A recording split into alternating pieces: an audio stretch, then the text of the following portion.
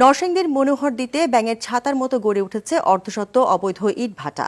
নিয়মনীতি তোয়াক্কা না করে চলছে ভাটাগুলো। এতে পরিবেশের ক্ষতির পাশাপাশি নষ্ট হচ্ছে কৃষিজমি। নরসিংদীর প্রতিনিধি নূরে আলম রনির তথ্যচিত্রে আরও জানাচ্ছেন নুসরাত জাহান সিনথি। নরসিংদীর মনোহরদী উপজেলার ইটভাটাগুলো স্থানীয়দের জন্য অভিশাপ হয়ে দাঁড়িয়েছে। প্রায় প্রতিটি গ্রামে আছে 2 থেকে 3টি করে ইটভাটা।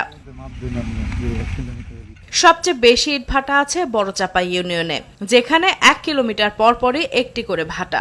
স্থানীয়দের অভিযোগ, নিয়ম নীতির তোয়াক্কা না করে গড়ে ওঠা এসব ভাটার কাজে কেটে নেওয়া হচ্ছে ফসলি জমির মাটি।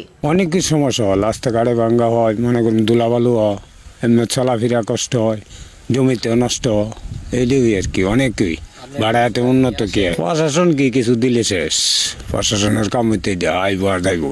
অনেক ধরনের সমস্যা, যেমন শ্বাসকষ্ট, দেখে অসুস্থ হয়ে পড়ি, আমরা মাদ্রাসা যাইতে পারি না, পড়ালেখা নষ্ট হয়।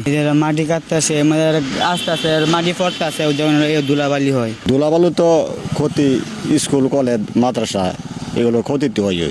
এই ধান লাগি এই যে কৃষি, এই যে বুরু ধান, এগুলোর অসুবিধা। ভাটার কালো ধোঁয়ায় পরিবেশের ক্ষতির পাশাপাশি মাটি কাটার কারণে ক্ষতিগ্রস্ত হচ্ছে রাস্তাঘাট ও কৃষি জমি। এমন পরিস্থিতিতে পরিবেশ অধিদপ্তর লোক দেখানো অভিযান চালিয়ে কিছু ভাটা বন্ধ করলেও কয়েকদিন পর তা আবারও চালু হচ্ছে। এমনিতে কোনো মাদ্রাসা মসজিদ, এগুলি আমরা মাদ্রাসা মসজিদের মধ্যে হেল্প করছে, হেল্প করে আমরা এগুলি হয়তো তৈরি করছে, প্রতিষ্ঠানগুলি হয়েছে, এগুলির মধ্যে আমরা সংরক্ষণ হিসাবে আছে, যাতে কোনো ধুলাবালু না হয়, কারো ক্ষতি যাতে না হয়। আমরা তো ধরেন কারো এই ফসলের সম পরিমাণ যে একটা আছে, ওইটা আমাদের তাদেরকে পে করতেছি প্রতি সিজনে।